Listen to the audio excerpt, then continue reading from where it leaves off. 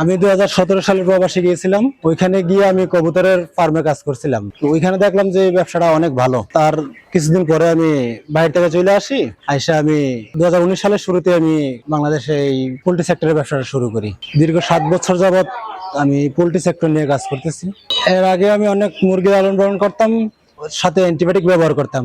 ব্যবহারের পরও দেখলাম যে কাঙ্ক্ষিত ফলাফল আমি পাই না। অ্যান্টিবায়োটিক ব্যবহারের পরও বিভিন্ন সমস্যা লেগেই থাকে, তার সাথে মুরগির ওয়েট কমে যায়। এই কারণে আমরা লসের সম্মুখীন হইতাম। হঠাৎ একদিন ইয়নের তো ফজল ভাইয়ের সাথে কথা হলো। উনি আমাকে ইয়াং অ্যানিমাল ম্যানেজমেন্টের বিষয়ে অবগত করে তারপর আমার একটা খামার আমি চালু করলাম। চালু করার পর ওই সিস্টেমে আমি এখন পর্যন্ত লালন পালন করতেছি। এটাতে আজকে আমার 18 দিন বয়স। এই বয়সে মুরগির ওয়েট আছে প্রায় 900 ছুঁই, 850 প্লাস। খাবার খেয়েছে 700 প্লাস। মর্টালিটি অনেক কম। আমার 2500 মুরগিতে মাত্র 19 পিস মুরগি মারা গেছে। ইয়াং অ্যানিমাল ম্যানেজমেন্টের আওতায় টিমসেন, কুসেল পিএইচ, ব্রয়লার বুস্ট, বায়োএট সুপার, ভিটাফিন এই ওষুধগুলো আমি পর্যায়ক্রমে 1 থেকে 10 দিনের মধ্যে ব্যবহার করেছি। দেখলাম যে আমার মুরগি ভালো আছে, গ্রোথও ভালো আছে।